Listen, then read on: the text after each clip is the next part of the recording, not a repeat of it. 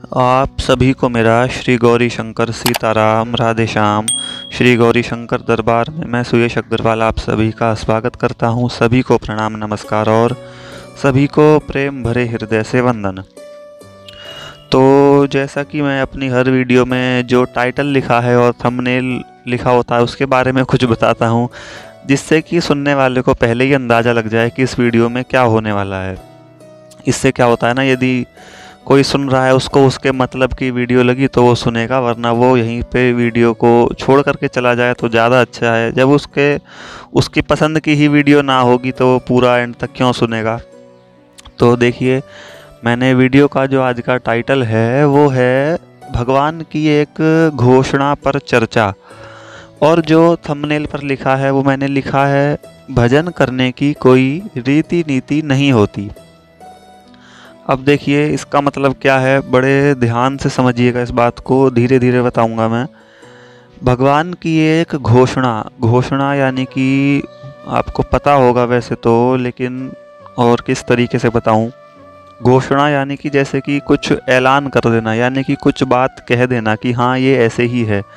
तो भगवान की एक घोषणा पर चर्चा यानी कि भगवान ने एक बात कह रखी है। आज मैं उस बात को आप लोगों तक इस वीडियो के मतलब मीडियम से पहुंचाऊंगा, वीडियो के माध्यम से पहुंचाऊंगा, आप सुनिएगा। और वो बात किन के लिए है जो भगवान की तरफ चलना चाहते हैं, भगवान की तरफ मुड़ना चाहते हैं, भगवान की भक्ति, भगवान का भजन करना चाहते हैं, उन ऐसे साधकों के लिए, उन ऐसे भक्तों के लिए, संतों के लिए। और बात किस विषय पर है, वो है भक्ति के ऊपर ही है, भगवान के भजन के प्रति ही है। तो भगवान ने एक बात कही है और मैं आपको इस बात को जिन्होंने माना उनका उदाहरण भी दूंगा, ऐसे भक्तों का, कि उन्होंने इस रीति को मान करके कितनी जल्दी भगवान को प्राप्त कर लिया, यानी कि वो भगवान से मिल गए। तो अब देखिए, बात सुनिए भगवान ने क्या कहा है। संस्कृत का एक श्लोक है, उसकी एक लाइन है, उसमें ये भगवान की घोषणा है अपने भक्तों के लिए भजन के प्रति, कि जो मेरा भक्त है वो भजन करेगा तो वो किस प्रकार करेगा, यानी उसका भजन किस उद्देश्य से होना चाहिए, किस तरीके से होना चाहिए। भगवान ने कहा है, ये यथा माम प्रपद्यन्ते तांस तथैव भजाम्यहम्, यानी कि तुम मुझे किसी भी रीति से भजो, किसी भी नीति से भजो, केवल भजन होना चाहिए। ये यथा यानी कि कोई भी तरीका हो, वो चाहे कोई भी नियम हो, कोई भी तुम्हारी कामना हो, उद्देश्य हो, तुम्हारी कोई भी रीति हो, कुछ भी हो सकता है, तुम किसी भी कारण से उनका भजन करो, लेकिन सिर्फ करो। तांस तथैव भजाम्यहम्, मैं उसको प्राप्त हो जाता हूँ जो मेरे को किसी भी रीति से मेरा भजन करता है। अब देखिए इस बात को ध्यान से समझते हैं। अब देखिए इस लाइन का सिर्फ इतना सा ही मतलब है कि आप भगवान का किसी भी रीति से भजन करो, लेकिन भजन होना चाहिए। अब सबसे पहली बात, जो मैं ये बार बार रीति बोल रहा हूँ, इसका क्या मतलब होता है, अब इस बात को ध्यान से समझना। रीति मतलब होता है एक तरीके से, रीति रिवाज कहते हैं ना, जैसे कि कोई नियम हो किसी चीज़ का, किसी नियम के बंधन में हो, या किसी रिवाज हो कि हाँ ये तो ऐसे करके ऐसा करना ही है, तो यहाँ पर उस चीज़ की बात हो रही है। अब इस बात में ये बात कब लागू होती है, ये बात तब लागू होती है, सिर्फ एक ही चीज़ पर ये बात लागू होती है। वो बात है कि हमारे हृदय में जो है, हमारे दिल में जो है, हमारे अंतर्मन में सिर्फ जब एकमात्र उन भगवान को ही प्राप्त करने की इच्छा रह जाए, या इच्छा आ जाए, या कामना आ जाए कि सिर्फ मुझे तो उनके पास ही जाना है, मुझे तो सिर्फ उनका ही बनना है, तो तब जो है भगवान की ये वाली लाइन लागू होती है। तो अब देखिए, आप इस बात को अब ध्यान से समझना शुरू करना। इस बात पर एक शर्त है भगवान की, वो क्या है कि तुम्हारे हृदय से, तुम्हारे दिल से संसार की सारी कामना, सारी इच्छा निकल जानी चाहिए। सिर्फ एकमात्र जो बचनी चाहिए वो है उन्हीं को प्राप्त करने की इच्छा। तब ये वाली बात लागू होती है, तब साधक की वो स्थिति हो जाती है जिसमें वो किसी भी रीति से, किसी भी नियम से, या फिर वो कोई नियम माने भी ना, केवल एकमात्र उनकी भक्ति भजन करता रहे, तो वो उसको प्राप्त हो जाते हैं। मैंने कहा था उदाहरण भी बताऊंगा, तो मैं आपको अभी एंड में उदाहरण भी दूंगा। अब देखिए, इस बात पर कई लोग समझते क्या हैं, जिनको ये बात पता होती है वो ये बात उनके लिए नहीं है जो जिनकी मांग सिर्फ संसार से ही संबंधित रहती है कि मुझे भगवान से ये चाहिए वो चाहिए। भगवान ने कहा है तुम मुझसे मत मांगो, केवल मुझको मांगो। भगवान खुद कहते हैं, लेकिन वही है ना, हम लोग ज़्यादातर ये बात समझ नहीं पाते। हम भगवान से चाहते रहते हैं, तब उन पर ये बात लागू नहीं होती। उनके लिए तो भाई देखो फिर सारे नीति नियम कायदे कानून हैं, भगवान जिस तरीके से भजन के नियम होते हैं वो हमको मानने पड़ेंगे। और वो तो है ही है, हम इतने कोई स्पेशल थोड़ी हैं। जो भगवान के भजन का जो स्वाभाविक मतलब नॉर्मल नियम है वो तो हमको मानना ही पड़ेगा। ये स्पेशलिटी सिर्फ किन लोगों के लिए है, जिनकी जो बिल्कुल जेन्युइन, जो कहते हैं ना, जिनके हृदय में सिर्फ इच्छा ही ये बची है कि वो भगवान को प्राप्त कर लें, तब उन पर ये बात लागू होती है। फिर वो किसी भी रीति से, किसी भी नियम से, किसी भी स्थिति से भगवान का भजन करें तो वो भजन सीधा भगवान तक पहुंचता है। तो इस बात में मुख्यतः किस चीज़ की है, वो है निष्कामता की। निष्कामता यानी कि हमारा जो दिल है वो पूरी तरीके से दुनियादारी से निष्काम हो चुका है, यानी कि अब हमको कोई इच्छा नहीं बची है। एकमात्र बची है तो वो है सिर्फ भगवान को प्राप्त करने की। अब भाई जिसने भगवान के लिए अपना सब कुछ त्याग दिया, मतलब ना शरीर से भी इच्छा रही, ना ही कोई दुनियादारी की चाह रही, अपना सब कुछ मान सम्मान बड़ाई निंदा आराम नींद खाना पीना भोजन भाजन सब कुछ जिसने भगवान के लिए छोड़ दिया, तब उसको तो भगवान ऐसी स्पेशलिटी दे ही देंगे। और वे उस भक्त से बिना मिले कैसे रह पाएंगे, आप खुद ही सोचो। अब देखिए इस बात का उदाहरण मैं आपको देना चाहता हूँ। एक तो बड़े प्रसिद्ध हैं जिनका मैं कई चीज़ों में उदाहरण देता हूँ, मुझे बड़े अच्छे लगते हैं वो, जिनका नाम है नरसिंह राम मेहता जी। अब देखिए आप इस बात को ध्यान से समझें तो आपको पता होगा, नहीं पता हो तो उनकी कथा, उनका चरित्र जो है नरसिंह मेहता चरित्र, वो आप पढ़िएगा, आप समझ जाएंगे। भगवान श्री भोलेनाथ जी के दर्शन उनको मात्र 7 दिनों के अंदर हो गए थे। अब हुआ क्या था, उनको घर से उनके भैया भाभी ने निकाल दिया था। तो घर तो 10-12 थे नहीं, एक ही घर था, उसमें से भी निकाल दिए गए। तो कुछ पता नहीं, अता पता नहीं जाएं कहाँ, रहे कहाँ, खाना पीना क्या करें क्या ना करें। तो वो महाराष्ट्र के जूनागढ़ में वो रहते थे। आपको पता हो, नहीं पता हो तो एक बार नरसिंह मेहता चरित्र आप पढ़िएगा, सारी बात समझ जाएंगे। उसके बीच में जंगल के बीच में जंगल था वहाँ पर एक, तो भैया उसमें वहाँ पे जंगल में चले गए। बोले अब जाऊँ कहाँ जब कोई जगह है ही नहीं। तो वहाँ पर एक शिव मंदिर था और तो बचपन से ही भगवान श्री महादेव जी की पूजा पाठ भक्ति करते थे वो नरसिंह राम मेहता जी जो हैं। वो तो भगवान कृष्ण से तो उनको भोलेनाथ जी ने ही मिलवाया था। पहले तो वो जो इष्ट थे उनके वो भगवान भोलेनाथ जी ही थे। तो भैया अपना वहाँ शिव मंदिर में जा कर के बैठ गए और जो शिवलिंग थी भगवान की उसको पकड़ करके बैठ गए कि प्रभु अब बताओ, मेरा ना कोई घर है ना बार है, ना कोई खाने पीने का जुगाड़ है, ना जल पीने का, ना किसी और चीज़ का, ना रहने का। अब तो जो है सो है, मैं आपको पूरी तरीके से समर्पित हूँ, जैसा करो आप जानो। तो भैया रात बीता दिन बीता, फिर अगली रात, फिर पूरा दिन, ना खाने का पता ना पीने का पता, एकमात्र बस रोए रोए जाएं भगवान के आगे कि आप जानो मैं तो आपको समर्पित हूँ। तब देखिए उनके लिए ये वाली बात लागू होती है, जिसने अपना सब कुछ त्याग दिया। अब देखो उनके मन में कोई संसारिक इच्छा रही, बिल्कुल भी नहीं रही। अब यदि वो वहाँ पर बैठ कर कभी भोलेनाथ से यही मांगते रहते कि मुझे मेरा घर मिल जाए, मैं वापसी अपने घर चला जाऊँ, मेरे को खाने को दिलवा दो, या मेरे को कुछ पीने को दिलवा दो, या मुझे घर दिलवा दो, तो फिर ये वाली रीति जो है, भगवान की ये वाली लाइन जो है, घोषणा, वो लागू नहीं होती। क्योंकि भगवान ने शर्त रखी है, जब तुम्हारे हृदय में पूरी निष्कामता आ जाएगी, हृदय में सिर्फ भाव ये रहेगा कि मुझे एकमात्र भगवान का भजन करना है और भगवान मुझे प्राप्त करने हैं, तब ये वाली जो लाइन है वो भगवान की लागू होती है।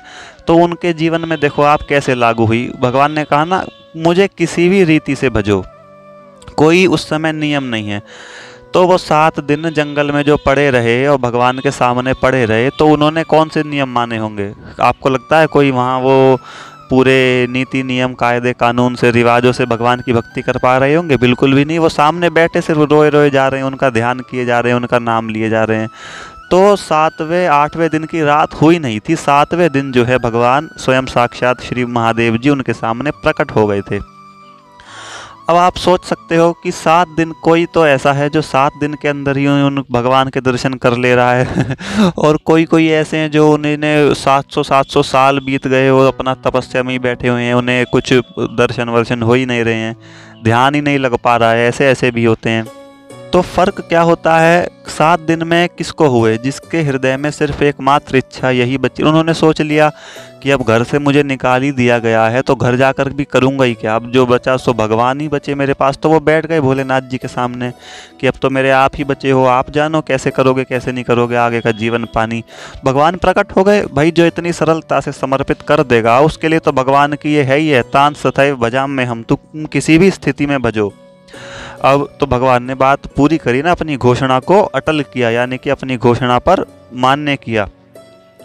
अब कोई कोई फ़र्क क्या होता है ऐसे भक्तों में और दूसरे भक्तों में, किन्हें किन्हें 700 साल भी बीत जाते हैं। खैर ये कलयुग की बात नहीं है, क्योंकि कलयुग में 700 साल तक कोई भगवान के भजन में लग ही नहीं सकता। दूसरे युगों की मैं बात कर रहा हूँ जिसमें उम्र बहुत ज़्यादा होती है, उनमें भी कई कथाएँ आती हैं जिनका ध्यान तक दृढ़ नहीं हो पाता। क्यों?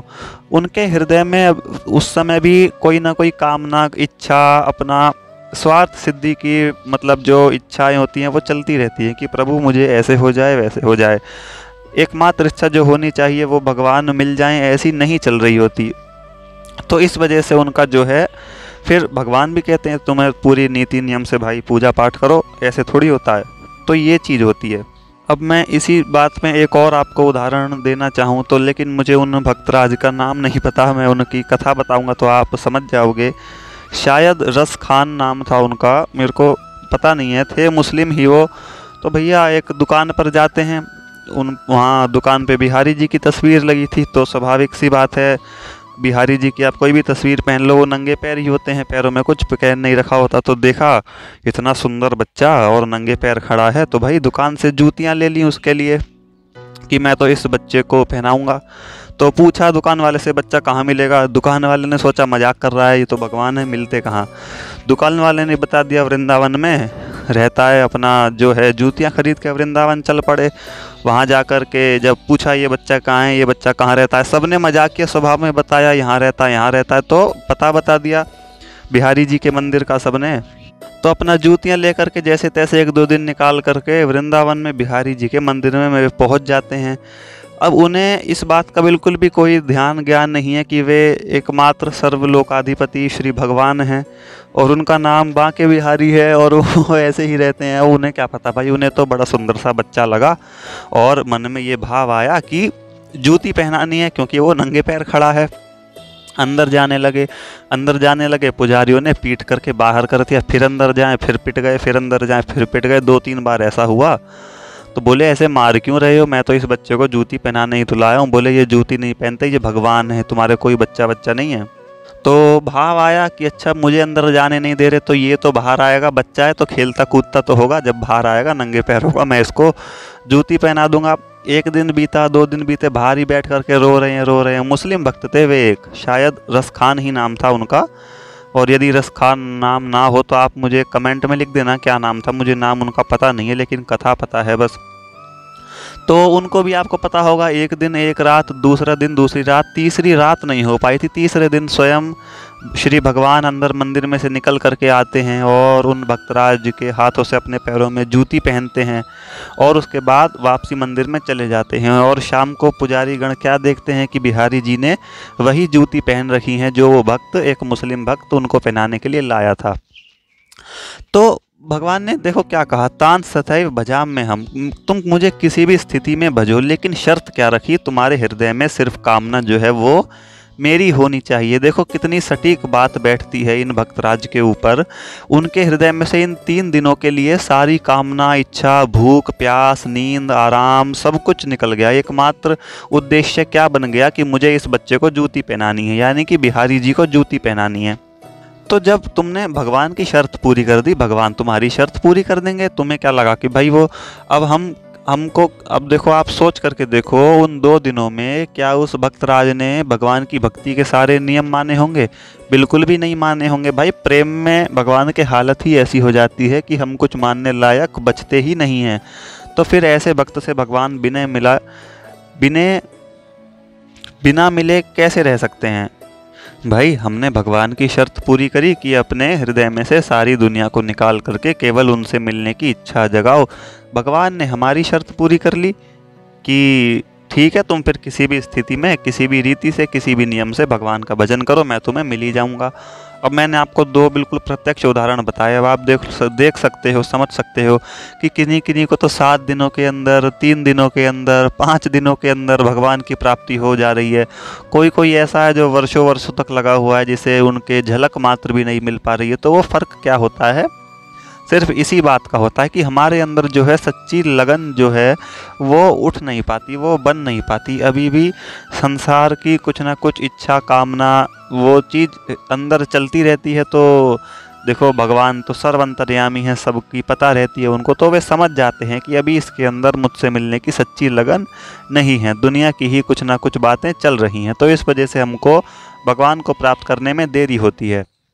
वरना तो जैसे मैंने आपको बताया, भगवान के भजन की कोई रीति है ही नहीं, सिर्फ एकमात्र प्रेम और उनकी, यदि वो जिसे कहते हैं ना उत्कंठा, मिलन, प्यास, एक तरीके से उनसे मिलने की इच्छा, यदि वो उठ जाती है हमारे दिल में, वो हमारे हृदय में यदि बन जाती है, तो फिर सारे नियम, कायदे, कानून हम अपने आप ही भूल जाते हैं यार।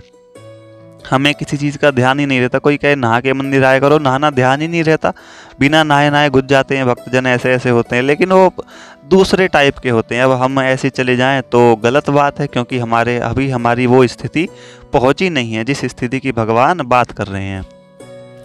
तो बस आज की वीडियो का विषय इतना ही था। मुझे ये बात पता चली, कल परसों ही मैं पढ़ रहा था, मैंने सोचा चलो वीडियो बना करके बताई जाए। तो भगवान की ये घोषणा है, इस बात का साधक को ध्यान रखना चाहिए कि भगवान ने हमको बिल्कुल भी अपने नियमों में बांधने के लिए फोर्स नहीं कर रखा, कोई बंधन नहीं है। सिर्फ एकमात्र शर्त ये है कि हमारे मन में जो है वो भगवान के प्रति सच्चा प्रेम, जो जेन्युइन वाला होता है, बिल्कुल सच्ची लगन कि हाँ मुझको तो अब भगवान ही चाहिए। तो फिर ना उनके मिलने में देरी है, ना ही उनकी भक्ति भजन में कोई नियम है, ना बंधन है, ना कोई रीति है, ना रिवाज है। जैसा कि भगवान ने कहा, ये यथा तंस तय भजा में हम, तुम किसी भी स्थिति से, किसी भी कारण से, किसी भी उद्देश्य से, कुछ भी मतलब किसी भी रीति से भजो, कोई दिक्कत नहीं है। सिर्फ शर्त क्या है, तुम सच्चे दिल से मतलब मुझे चाहो तो सही। भगवान सिर्फ इतना कहना चाह रहे हैं, और मैं भी सिर्फ वीडियो में इतना ही बताना चाह रहा हूँ। वीडियो का विषय इतना ही था। चलिए फिर मिलते हैं। सभी को आनंद मंगल सहित। श्री गौरी शंकर सीताराम। राधे श्याम।